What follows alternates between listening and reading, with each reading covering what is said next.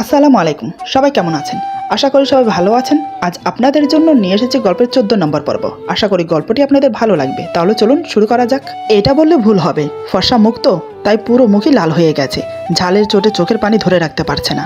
এমন সময় আমি রুমে আসি। নীরার চোখ মুখ দেখে বেশ বুঝতে পারি কি হয়েছে। হঠাৎ আমি নীরাকে জড়িয়ে ধরে নীরার ঠোঁটে নিজের ঠোঁট ডুবিয়ে দেই। নীরার ঝাল কমানোর চেষ্টা করছি। নীরাও কোনো বাধা দিচ্ছে না, কারণ ঝালে ওর অবস্থা পুরোই খারাপ। নীরার চোখ দিয়ে শুধু পানি পড়ছে। বেশ খানিকটা পর নীরার ঝাল কমে আসে। আমি বুঝতে পেরে নীরাকে ছেড়ে দেই। আমি বললাম, তুমি এমনটা কেন করলে নীর পাখি? দেখলে যখন খাবারটা খাবারের উপযুক্ত না, তাহলে শুধু শুধু খেতে গেলে কেন? নীরা বলে, আমার ভালো লেগেছে তাই খেয়েছি। আমি এক ঝটকায় নীরাকে নিজের বুকের সাথে জড়িয়ে ধরে মনে মনে বলি, আমি বুঝি নীর পাখি, তুমি আমাকে কষ্ট দিতে চাওনি তাই খেয়েছো। তুমিও যে আমাকে ভালোবাসো, জোর করবো না আমি, তুমি তোমার মতো করেই আমাকে ভালোবাসো। আমি নীরাকে ছেড়ে দিয়ে কপালে আলতো করে একটা চুমু খেলাম। আমি বললাম, রেডি হয়ে নাও নীর পাখি, এক জায়গায় যেতে হবে। নীরা বলে, কোথায়? আমি বললাম, গেলেই দেখতে পাবে। নীরা আর কথা বাড়ালো না। নীরা মনে মনে বলে, কিন্তু রেডি হব কি দিয়ে? ভালো কোনো কাপড় তো। নীরার কথা শেষ হলো না, তার আগেই আমি বললাম, আলমারিতে আছে, ইচ্ছে মতো পরে নাও। আমার কথা শুনে নীরা মনে মনে বলে, এই ছেলেটা কি মনের কথা পড়তে পারে নাকি? এই ভেবে নীরা একটা কালো রঙের শাড়ি পরে তৈরি হয়ে নিল। নীরা আজ তেমন সাজেনি, কারণ বাইরে বের হবার সময় সাজগোজ করা আমি পছন্দ করি না। তবুও নীরাকে খুব সুন্দর লাগছে। হালকা কাজের কালো শাড়ি, কিছু হালকা গহনা, চোখে কাজল, ঠোঁটে একদম হালকা জেল লিপস্টিক, তারপর চুল বেঁধে আমার সামনে এসে দাঁড়ায়। আমি আজ সাদা টি শার্ট আর ব্ল্যাক জিন্স পরেছি। দুজন দুজনকে দেখছি, কারোরই চোখের পলক পড়ছে না। হঠাৎই আমি এসে নীরাকে কোলে তুলে নেই। নীরা বলে, কি হচ্ছে? আমি বললাম, আমি নিয়ে যাই না প্লিজ। নীরা কিছু বলে না। কথায় কথায় আমার কোলে ওঠার অভ্যাস হয়ে গেছে। আমি নীরাকে কোলে নিয়ে গাড়িতে বসিয়ে দিলাম। তারপর নিজে ড্রাইভ করে গাড়ি নিয়ে বেরিয়ে যাই। নীরা বলে, কোথায় যাচ্ছি আমরা? আমি বললাম, জান পাখি, গেলেই দেখবে, এই তো চলে এসেছি। নীরা বলে, আমি বললাম, জান পাখি? নীরা বলে, আমি বললাম, আই এম সরি। নীরা বলে, কেন? আমি বললাম, কালকের জন্য। নীরা বলে, আমি বললাম, নীর পাখি? নীরা বলে, বলেন। আমি বললাম, আই লাভ ইউ। এটা শুনে নীরা আমার দিকে তাকালো। আমি বললাম, এভাবে তাকিও না জান পাখি, অ্যাক্সিডেন্ট করে ফেলবো। আমার কথা শুনে নীরা একটু মুচকেসে চোখ নামিয়ে নিল। আমি বললাম, জান পাখি, তুমি অন্যদিকে তাকালে কেন? নীরা বলে, তো কি করব? আপনি নিজেই তো বললেন। আমি বললাম, আশ্চর্য, আমি বললাম আর তুমি অন্যদিকে মুখ ফিরিয়ে নেবে? নীরা বলে, আচ্ছা তাকিয়ে থাকলাম, এবার খুশি? আমি বললাম, অনেক অনেক। নীরা আমার দিকে তাকিয়ে থেকে মনে মনে বলে, ইচ্ছে করে সারা জীবন তোমার দিকে এভাবে তাকিয়ে থাকি, কিন্তু আর ভাবা হলো না নীরার। আমি বললাম, নীর, চলে এসেছি, নামো। নীরা নেমে দেখে এটা কারো বিয়ে বাড়ি। নীরা বলে, কার বিয়ে? আমি কিছু না বলে নীরার হাত আলতো করে ধরে ভিতরে নিয়ে গেলাম। নীরা কিছুই বুঝতে পারছে না। আমি সামনে থেকে আসা ছেলেটাকে উদ্দেশ্য করে বললাম, এই যে বিয়ের বর, কি খবর? আসিফ বলে, স্যার আপনি আসতে এত লেট করলেন কেন? আমি বললাম, আরে বোঝোই তো, মেয়ে মানুষের তৈরি হতে সময় লাগে। বাই দ্য ওয়ে, এটা তোমাদের ম্যাম। আসিফ বলে, hi ma'am, nice to meet you. আপনি এসেছেন, আমরা অনেক খুশি হয়েছি। নীরা বলে, সেম হিয়ার ভাইয়া। আমি বললাম, আচ্ছা বিয়ের কোণে কোথায়? আমরা বেশিক্ষণ থাকবো না, কোণেকে দেখে চলে যাব। আসিফ বলে, চলুন স্যার, আমি নিয়ে যাচ্ছি। আমি নীরার হাত ধরে কোণের রুমে যাই। আমি বললাম, হাই আলো। আলো বলে, hello sir. Hello ma'am. Nira আলোকে দেখে একটা বড় সড়ো শক খায়। নীরা আমার দিকে তাকায় একবার, আর আলোর দিকে তাকায় একবার। আমি নীরার ব্যাপারটা বুঝতে পেরে আলোর সাথে কথা বলি। আমি বললাম, আলো খুশি তো? আলো বলে, স্যার আপনার ঋণ আমি কোনোদিনও শোধ করতে পারবো না। আপনার জন্যই আমি আমার ভালোবাসার মানুষটাকে সারা জীবনের জন্য কাছে পেলাম। আপনাকে অনেক অনেক ধন্যবাদ, বলেই আমার হাত ধরল। নীরা কিছু বুঝতে না পারলেও এটা ভালোভাবেই বুঝতে পারলো। সেদিন ওর দেখার মধ্যে সত্যিই ভুল ছিল। আমি বললাম, আরে কি করছো? তুমি আমার ছোট বোনের মতো, যা করেছি ছোট বোন ভেবেই করেছি। আল্লাহর কাছে দোয়া করি সারা জীবন একসাথে সুখে শান্তিতে সংসার করো। আসিফ বলে, স্যার আমি কিন্তু আছি, এখানে আমাকে ভুলে গেলেন। আমি বললাম, আরে ভুলবো কেন, এটা নাও। এই বলে একটা প্যাকেট এগিয়ে দেই। আলো বলে, এটা কি স্যার? আমি বললাম, আমার পক্ষ থেকে আগামী 1 মাসের ছুটি তোমাদের জন্য, আর এটা হানিমুনের টিকিট, জমিয়ে প্রেম করো। তারপর নীরাকে উদ্দেশ্য করে বললাম, চলো নীর পাখি। আলো বলে, স্যার আমি কি ম্যামের সাথে 10 মিনিট কথা বলতে পারি? আমি বললাম, হ্যাঁ অবশ্যই। আসিফ বলে, স্যার চলুন আমরা বাহিরে যাই। আমি বললাম, নীর পাখি আমি বাহিরে আছি, ভয় পেও না। এই বলে আমরা বাহিরে চলে গেলাম। আলো নীরার হাত ধরে সোফায় বসিয়ে দেয়। তারপর নীরার পায়ের কাছে হাঁটু গেড়ে বসে নীরার হাত ধরে বলে, আমার বড় বোন নেই, আপনাকে আমি আপু বলতে পারি? নীরা মাথা ঝাঁকিয়ে হ্যাঁ বলে। আলো বলে, আপু আমি স্যারের অফিসে কাজ করি 3 বছরের মতো।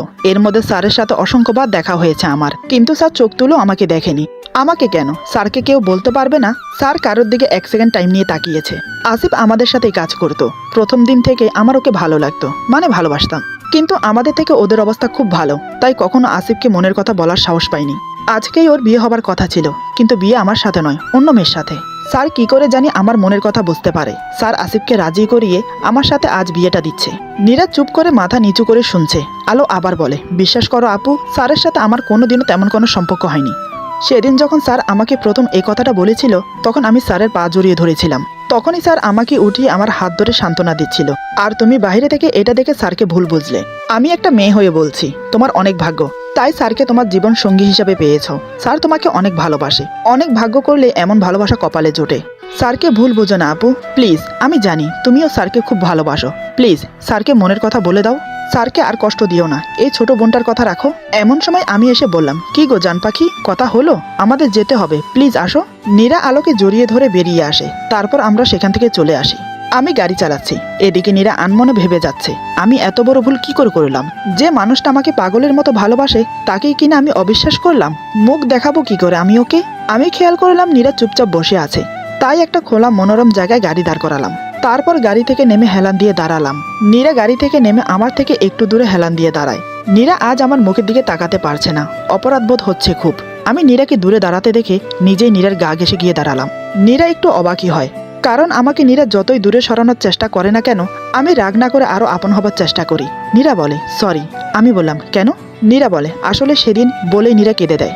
আমি বললাম, নীর তাকাও আমার দিকে। নীরা বলে, আমি সত্যিই সরি, আসলে আমি বুঝতে পারিনি। আমি নীরার সামনে এসে দাঁড়াই। তারপর নীরার গালে হাত দিয়ে মুখ উঁচু করে ধরে বললাম, তাকাও আমার দিকে নীর। নীরা বলে, কোন মুখে আমি আপনার দিকে তাকাবো? আমি বললাম, আরে তাকাও না আমার দিকে। নীরা আস্তে আস্তে আমার দিকে তাকায়। আমি নীরার চোখের পানি মুছে দেই। আমি বললাম, আর কোনোদিনও আমার সামনে কাঁদবে না, বলে দিচ্ছি। একটা কথা মনে রেখো, আমি মিরাজ বেঁচে থাকতে কারোর হব না। আমি শুধু তোমাকে ভালোবাসি, শুধু তোমাকে। আমার উপর তোমার পুরো অধিকার আছে। আমার সাথে তুমি যা ইচ্ছে করতে পারো। আমার উপর রাগ করতে পারো, আমাকে বকতে পারো, আমাকে মারতে পারো, আমাকে কষ্ট দিতে পারো, তোমার যা যা ইচ্ছে তাই করো, কিন্তু কখনো আমাকে ছেড়ে যেও না। তুমি বিনা আমি শূন্য। তুমি সত্যিটা কবে বুঝবে বলো তো?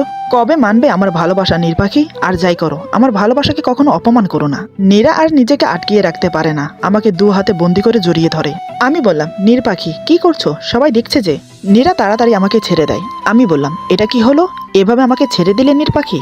নীরা আবার আমাকে জড়িয়ে ধরে, আর আমিও নীরাকে জড়িয়ে ধরি। তারপর দুজন বাসায় চলে আসি। আমি নীরাকে নামিয়ে দিয়ে গাড়ি পার্কিং করতে চলে যাই। নীরা বাসায় ঢুকতে মা নীরাকে নিয়ে এক মোটা মহিলার সামনে দাঁড় করিয়ে দেয়।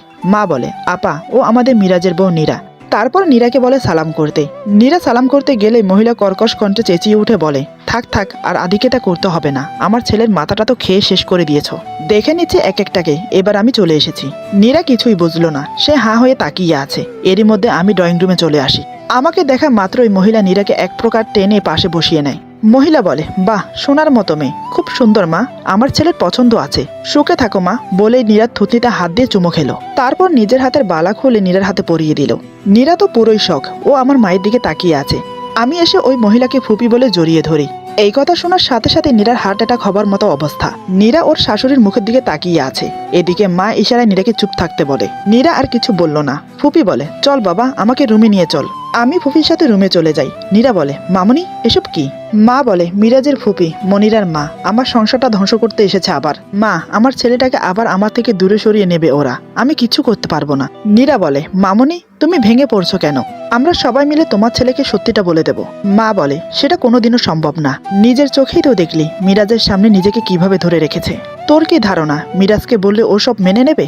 সেই ভুল আর দুবার করবো না। আমি সত্যিটা মিরাজকে বলেছিলাম, কিন্তু ওর ফুফু আমাকে পুরোই ফাঁসিয়ে দিয়েছে। আমার ছেলেকে আমার থেকে দূরে সরিয়ে দিয়েছে। অনেক কষ্টে আমি আমার ছেলেকে কাছে পেয়েছি। আমি আর ওকে আমার থেকে দূরে সরতে দেব না। নিজের চোখে আমার সংসারটা ভাঙতে দেখতে হবে, কিছু করার নেই আর। নীরা বলে, শান্ত হও মামুনি, আমি আছি তো। এই সংসারটা আমারও। আমি বেঁচে থাকতে আমার সংসার আর তোমার ছেলের ক্ষতি হতে দেব না। ভরসা রাখো আমার উপর। মা বলে, তুই এখন আমার একমাত্র আশা মা। নীরা বলে, আচ্ছা মামনি, তোমার ননদকে এই বাড়ি থেকে তাড়ানোর দায়িত্ব আমার। চলো এবার হাসো। রাতে সবাই খেতে বসেছে। আমি আর ফুপি পাশাপাশি বসেছি। নীরা মাকে বসিয়ে দেয়, কিন্তু নীরা খেতে বসে না। সে সবাইকে খাবার বেড়ে দিচ্ছে। সবাই খেতে শুরু করে দেয়। আমি খাবার মুখের কাছে এনে মুখে তুলি না, খাবারের প্লেট নিয়ে উঠে পড়ি।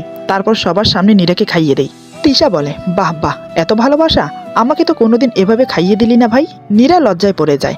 আমার ফুপি ব্যাপারটা দেখে রাগে ফসফস করতে থাকে। আমি বললাম, বেশি পাকামো না করে চুপচাপ খা। তিশা বলে, কেন চুপ করব কেন? বাবা বলে, হচ্ছেটা কি তিশা? মা ওদের খেতে দাও। আমি বললাম হা করো নীর। নীরা বলে হচ্ছেটা কি, সবাই কি ভাবছে? আমি বললাম কি ভাববে, এখানে সবাই ঘরের মানুষ, কেউ কিছু মনে করবে না। নীরা বলে দেখছেন না ফুপি কেমন করে তাকিয়ে আছে। আমি বললাম আরে ফুপি কিছু মনে করবে না, তাই না ফুপি? ফুপি বলে হ্যাঁ বাবা, আমি কিচ্ছু মনে করব না। আমি নীরাকে খাইয়ে দেই আর নিজেও খাই। রাতে নীরা রুমে বসে আমার ফুপির কথা ভাবছে আর আনমনে নখ কামড়িয়ে চলেছে।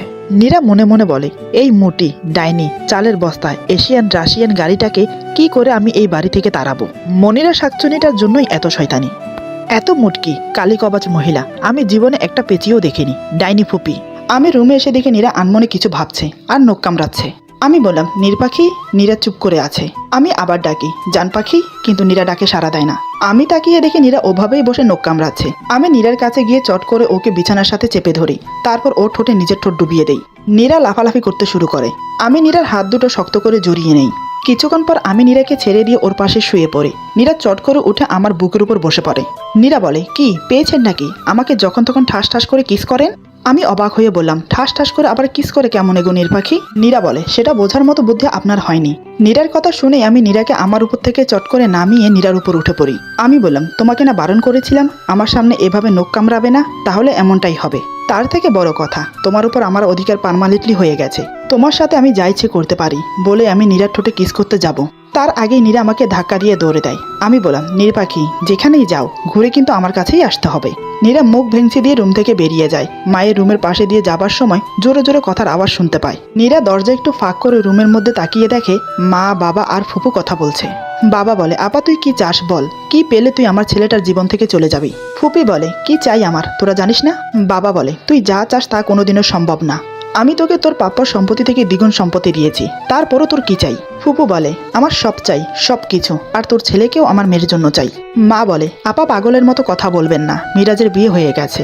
মিরাজ নীরাকে পাগলের মতো ভালোবাসে, ও কখনোই নীরাকে ছাড়বে না। ফুপু বলে তোর এত সাহস কি করে হয় আমার সাথে এভাবে কথা বলার? বাবা বলে আপা ভদ্রভাবে কথা বলো, ও আমার স্ত্রী। ফুপু বলে তোদের সাহস কি করে হয় আমার সাথে এভাবে কথা বলার? আমার যা চাই তা আমি নিয়েই ছাড়বো, আর বাকি থাকলো নীরা, ওকে তো মিরাজের জীবন থেকে চলে যেতেই হবে। ও না গেলে আমার মেয়েটা যে মিরাজের জীবনে জায়গা পাবে না। মা বলে সে আশা আপনার কোনো দিনও সফল হবে না, চেষ্টা করে দেখেন। ফুপু বলে ঠিক আছে সময় মতো দেখতে পাবে। এই বলে ফুপু বেরিয়ে আসলে নীরা আড়ালে চলে যায়। নীরা মনে মনে বলে ডাইনি বুড়ি তুই কে রে আমাকে মিরাজের জীবন থেকে সরানোর? তুই চিনিস না তো নীরা কি জিনিস, এমন হাল করবো না মিরাজের কাছ থেকে পালানোর পথ পাবি না। এশিয়ান রাশিয়ান গাড়ি মুটকি সাহস কত আমাদের বাসায় এসে আমাদের শাসানো, দেখে নেবো তোদের রাক্ষসী বুড়ি। এই ভেবে নীরা রুমে ঢুকে পড়ে। মা বলে কি রে মা তুই এখনো ঘুমাসনি? নীরা বলে আমি সব শুনেছি, এ নিয়ে তোমরা টেনশন করো না, আমি আছি তো, ভরসা রাখো আমার উপর একটু, আমি সব ঠিক করে দেব। বলে নীরা রুম থেকে বেরিয়ে আসে। রুমে এসে দেখে আমি ঘুমিয়ে পড়েছি। নীরা আস্তে আস্তে আমার বুকে মাথা দিয়ে হালকা করে জড়িয়ে ধরে শুয়ে পড়ে। তখনই আমি নীরাকে আষ্টে পিষ্টে জড়িয়ে ধরি। নীরা অবাক হয়ে বলে আপনি এখনো ঘুমাননি? আমি বললাম আমার নির্বাকিটার বুকে না শুইলে আমার ঘুম আসে না। আর একটা কথা, তুমি আজ নিজে থেকে আমার বুকে আসলে ব্যাপার কি, আদর নেবে? নীরা বলে ধ্যাত যত বাজে কথা, থাকেন আপনি। বলেই নীরা উঠতে গেলে আমি নীরাকে টেনে আবার বিছানায় শুইয়ে দিই। তারপর নীরার হাতের উপর মাথা রেখে নীরার গলায় মুখ ডুবিয়ে দিয়ে নীরাকে জড়িয়ে ধরে শুয়ে পড়ি। নীরা বলে এ কেমন ঘুমানোর স্টাইল? আমি নীরার কথা শুনে মাথা তুলে নীরার দিকে তাকাই বিরক্ত ভাব নিয়ে। আমি বললাম এটা কেমন প্রশ্ন, আমি আমার পাখির সাথে যেভাবেই ঘুমাই, তুমি বলার কে? নীরা বলে মানে?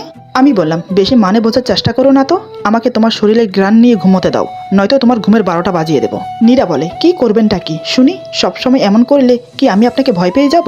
শুনুন আমি আপনাকে ভয় পাই না। আমি বললাম আচ্ছা তাহলে এই কথা, দাঁড়াও দেখাচ্ছি মজা। এই বলে আমি নীরার গলায় মুখ ডুবিয়ে দিয়ে নাক ঘষতে শুরু করি। নীরা বলে আরে কি করছেন, ছাড়ুন বলছি। আমি বললাম ছাড়ার জন্য তো ধরিনি জান পাখি, এখন আমি তোমাকে আদর করব। বলেছি না আমাকে চুপচাপ ঘ্রাণ নিতে দাও, কিন্তু তুমি শুনলে না, এখন আমাকে আমার কাজ করতে দাও। নীরা বলে আরে কিন্তু। নীরার কথা শেষ হতে দিলাম না, তৎক্ষণাৎ ওর ঠোঁট চেপে ধরলাম। তারপর একের পর এক গভীর চুম্বন করতে লাগলাম। এক হাত দিয়ে ওর ব্লাউজের বোতাম খুলতে থাকি। সেই আগের মতো ওর ফর্সা বুকটা আমার সামনে উন্মুক্ত হয়ে গেল। আমি এক দৃষ্টিতে সেখানে তাকিয়ে রইলাম। হঠাৎ সেখানে মুখ ডুবিয়ে দেই। আমার পরশে নীরা কেঁপে কেঁপে উঠছে। 2 হাত শক্ত করে আমার চুলের মুঠি ধরে বুকের সাথে চেপে ধরে। আমি মনের সুখে চুম্বন করে চলেছি। অন্যরকম একটা তৃপ্তি যেন আমাকে ছেয়ে যাচ্ছে আজ। ওই দিনের থেকেও আজকের অনুভূতিটা যেন অনেক বেশি। মনে হচ্ছে এরই মাঝে সব সুখ সব শান্তি। আজ নীরা ছটফট করছে না, সেও আমার ভালোবাসার পরশ চোখ বন্ধ করে অনুভব করছে। আজও আমি আমার মনের মতো করে নিজের চাহিদাটা মিটিয়ে নিলাম, কোনো বাধা ছাড়াই। দুজনেই পরিতৃপ্ত হয়ে শুয়ে পড়লাম। নীরা বলে কাজটা কিন্তু মোটেই ভালো হলো না। আমি কিছু না বলে মুচকি হেসে চোখ বন্ধ করলাম ঘুমানোর জন্য। নীরা আমার দিকে তাকিয়ে মনে মনে বলে তুমি যদি সত্যি আমাকে ছেড়ে ওই শাকচুনিটাকে বিয়ে করো তাহলে কি হবে? যদি সত্যি এমন কিছু হয় তাহলে ওই শাকচুন্নিটাকে তো ছাড়বো না, সাথে তোমাকেও আমি ছাড়বো না বলে দিচ্ছি। বলেই আমার চুল ধরে ভুলে টান দেয়। আমি বললাম, উফ, হচ্ছেটা কি নীর, মারছো কেন? নীরা বলে, না মানে চুপচাপ শুয়ে পড়ুন, আমার বড্ড ঘুম পাচ্ছে। এই বলে চোখ বন্ধ করে নাই। আমিও কিছু বললাম না, চুপচাপ ওকে জড়িয়ে ধরে ঘুমিয়ে পড়লাম। সকালে সবাই ড্রয়িং রুমে বসে চা খাচ্ছে। নীরা গিয়ে আমার ফুপির পাশে বসে। নীরা বলে, গুড মর্নিং সবাইকে। গুড মর্নিং ফুপি। মুখে এটা বললেও মনে মনে বলে ডাইনি বুড়ি। ফুপি বিরক্ত ভাব নিয়ে বলে, মর্নিং। নীরা দেখলো আমি আসছি, সে আবার মনে মনে বলে, দাঁড়া, দেখাচ্ছি মজা। এই বলে নীরা চট করে উঠে ফুপির হাত থেকে চায়ের কাপ কেড়ে নিয়ে নিজের উপর ছিটিয়ে দেয়। তারপর খালি কাপ ফুপির হাতে ধরিয়ে দেয়। নীরা বলে, উফ, মাগো জ্বলে গেল। ফুপি, এটা আপনি কি করলেন? মানছি আমি চাটা ভালো করতে পারিনি, তাই বলে আপনি আমার উপর? হাই আল্লাহ। নীরার কাণ্ড দেখে সবাই হাঁ হয়ে তাকিয়ে আছে। আর আমার ফুপি তো পুরোই শখ। আমি দৌড়ে আসি নীরার কাছে, তারপর হাতে এক গ্লাস ঠান্ডা পানি ঢেলে দিয়ে ওষুধ লাগিয়ে দিই। আমি বললাম, নীর, কি করে হলো এটা? নীরা কান্না শুরু করে দেয়। মা বলে, তোর ফুপি। মায়ের কথা শেষ হলো না, তার আগেই আমি বললাম, ফুপি তুমি নীরাকে? ফুপি বলে, না, এই মেয়ে মিথ্যে বলছে। নীরা বলে, আহ মামুনি, হাত জ্বলে যাচ্ছে, আপনি কিছু একটা করেন। আমি নিজেই তো গরম চাটা আমার উপর ঢেলে দিয়েছি। তারপর ফুপিকে উদ্দেশ্য করে বলে, সরি ফুপি, আসলে আমি আগে কোনোদিন কাজ করিনি তো, তাই চাই একটু চিনি কম হয়েছে, আমি আপনাকে আবার বানিয়ে দিচ্ছি। এই বলে নীরা কিচেনে যেতে চাইলে আমি নীরার হাত ধরে রুমে নিয়ে যাই। আমি নীরাকে বিছানায় বসিয়ে দিয়ে নীরার হাতে আইস এনে লাগাতে থাকি। নীরা বলে, ওষুধ তো লাগিয়ে দিলেন, আবার কেন? আমি বললাম, আজকের পর থেকে ফুপিকে কিছু রান্না করে দেবে না, কিচ্ছু না, বুঝলে? নীরা বলে, সেটা কেমন করে হয় বলো তো? উনি তো গুরুজন, ওনার উপর রাগ করে এই কাজটা করা ঠিক না। আমি বললাম, আমি কিচ্ছু শুনতে চাই না, যেটা বলছি সেটা করবে। নীরা বলে, বুঝি তো, আমি সব বুঝি। আমি বললাম, কি বোঝো? নীরা বলে, আমি রান্না করতে পারি না, তাই রান্না খারাপ হলে তো আর আপনারা ভালো করে খেতে পারবেন না। আমি কিছু বলতে যাব, তার আগেই ফুপি রুমে আসে। আমি বললাম, ফুপি তুমি? ফুপি বলে, আমাকে মাফ করে দে বাবা, আমার মাথা ঠিক ছিল না, সকাল থেকে মনিরাকে ফোন করছি কিন্তু ফোন ধরছে না, টেনশনে এমন একটা কাজ করে ফেলেছি। এই বলে ফুপি নীরার দিকে তাকিয়ে একটা ডেবিল মার্কা হাসি দিল। তাতে নীরা আরো রেগে যায়। নীরা মনে মনে বলে, মুটকি, আলুর বস্তা, আমার চাল আমার উপরেই দেওয়া, ঠিক আছে, সবে তো শুরু। আমি বললাম, মনিরা ফোন ধরছে না কেন? ফুপি বলে, জানি না বাবা, তুই একটু দেখবি। নীরা বলে, ফুপু, হয়তো মনিরাপু ঘুমোচ্ছে তাই ফোন ধরছে না, আপনি টেনশন করবেন না। আমি বললাম, হ্যাঁ ফুপি, নীরা ঠিক বলছে, তুমি টেনশন করো না। ফুপি বলে, তুই এত সকালে উঠলি, কোথাও যাবি? আমি বললাম, হ্যাঁ অফিসে। ফুপি বলে, অফিসে যাওয়া আবার কবে থেকে শুরু করলি? নীরা বলে, অনেকদিন হলো, কাজ তো করতেই হবে, এখন বিয়ে করেছে, বউ হয়েছে, তার দায়িত্ব নিতে হবে না? আবার দুদিন পর বাচ্চা। কথাটা বলেই নীরা জিভ কামড়ে ধরে রুম থেকে বেরিয়ে যেতে গেলেই আমি নীরার হাত ধরে ফেলি। ফুপি বিরক্তকর দৃষ্টিতে নীরার দিকে তাকিয়ে থাকে। ফুপি বলে, অফিসে যেতে হবে না, চল কোথাও ঘুরে আসি। আমি বললাম, আজ নয় ফুপি, অন্যদিন, আজ আমার জরুরি কাজ আছে। ফুপি বলে, ঠিক আছে। আমি বললাম, আচ্ছা। ফুপি বলে, বাইরে চল নাস্তা করি। আমি বললাম, তুমি যাও, আমি আসছি। ফুপির ইচ্ছা না থাকা সত্ত্বেও বেরিয়ে গেল। নীরা বলে, আপনার বুদ্ধি কি দিন দিন লোপ পাচ্ছে? আমি নীরাকে টেনে নিজেদের মধ্যে ফাঁক রেখে দু হাতে আটকে ধরলাম। আমি বললাম, আমার এই অবস্থার জন্য তুমি দায়ী। আর কি যেন বলছিলে তুমি, নির্পাখি? নীরা বলে, কই? আমি বললাম, আমি শুনিনি ভাবছো? নীরা বলে, শুনেছেন তো আবার বলছেন কেন? আমি বললাম, জান পাখি। নীরা বলে, কি? আমি বললাম, তাকাও আমার দিকে। এমন সময় তিশা এসে বলে, আমি তাকালে হবে? তিশার কথা শুনে নীরা আমাকে ধাক্কা দিয়ে সরিয়ে দেয়। আমি বললাম, পাজি মেয়ে, রুমে ঢুকার আগে নক করবি না? তিশা বলে, ও মা, আমি কি করে জানবো? তোমরা শুভ দৃষ্টি নিয়ে ব্যস্ত। আমি বললাম, তাহলে রে দাঁড়া। তিশা বলে, ভাবি তোমার গুন্ডাটাকে আটকাও। নীরা বলে, হচ্ছেটা কি? দৌড়াচ্ছেন কেন ওর পিছে? আমি বললাম, ও খুব পেকেছে, ওর পাকামো বের করছি আজ। তিশা বলে, ভাবি ভাইয়া ছাড়। নীরা বলে, ছাড়ুন ওকে। তিশু, আসো আমার সাথে, তোমার ভাই পাগল হয়ে গেছে। আমি বললাম, কি? আমি পাগল? নীরা বলে, তিশু দৌড়া, পাগল খেপেছে। তিশা রুম থেকে বের হয়ে যায়, কিন্তু নীরা বের হবার আগে আমি নীরার হাত টেনে ধরি। আমি বললাম, জান পাখি, কোথায় পালাচ্ছ? নীরা বলে, একটা বাড়ি দিয়ে আপনার মাথা ফাটিয়ে দেব, ছাড়ুন আমাকে। নীরার কথা শুনে হঠাৎ আমি যা বললাম তা শুনে নীরা পুরোই শখ। ও ধারণা করতে পারেনি আমি এমন কিছু বলবো। এখন ও কি করবে? এরপর যা হলো। আজকের গল্প এখানে সমাপ্ত। গল্পের বাকি অংশ পেয়ে যাবেন আগামী পর্বে। সবাই ভালো থাকবেন, সুস্থ থাকবেন, আল্লাহ হাফেজ।